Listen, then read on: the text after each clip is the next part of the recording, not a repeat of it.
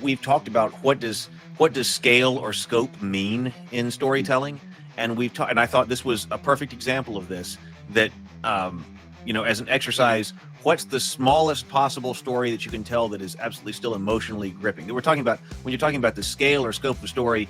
You're like, this is going to happen in the story, or may happen in the story, or may not happen in the story because of the protagonist's actions, and it's incredibly fundamentally meaningful in their life. Like that whatever this is going to have, like, and I was saying that, like, could we tell a story? And I still want to try this as an example. I started, but I haven't gotten away from it. Like a child's stuffed animal toy being taken from them. And that's extremely small scale. But are they going to get this stuffed animal back? Can they, whatever? Like, that's everything in their world.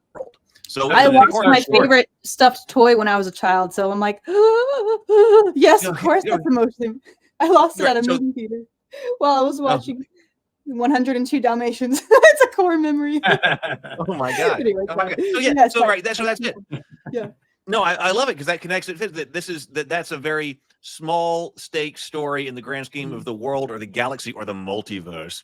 But it means everything to you and that character. I mean, I can't imagine if I lost my stuffed animals, right? Right, whatever. What would that have done? But but right. So the character, you could have kept the story about Zahn and Piltover and had that be very emotionally investing, but I felt like they need to blow up. No, wait a minute, we got to blow up the scale, just meaning like the whole universe is at stake and the whole timelines, and now we got a multiverse. And so they ratcheted up the scale on the physical level, and we're expecting that to carry the day. And that reminds me of things that happen in things like Marvel movies and the comic books, because after you've gone to Endgame, they did a fantastic job, I think, up through Endgame, scaling that, and then now every movie has to be about the stakes or the multiverse. We're about to blow up the entire galaxy or whatever, and that's what it felt like here to me, that we were going to a high physical stake, where the emotional stakes and where the impact of the story was on Zahn and Piltover. Again, does that make sense? I explained that one. Evidence of bad writing. That I didn't know we were going to the transhumanism critique. And I don't like to use the word cringe because now it's cliche, and even saying cringe is cringe. But there was actually one time in this when I was like, oh my God, and I cringed at the dialogue. And you guys are much bigger on the dialogue than I am.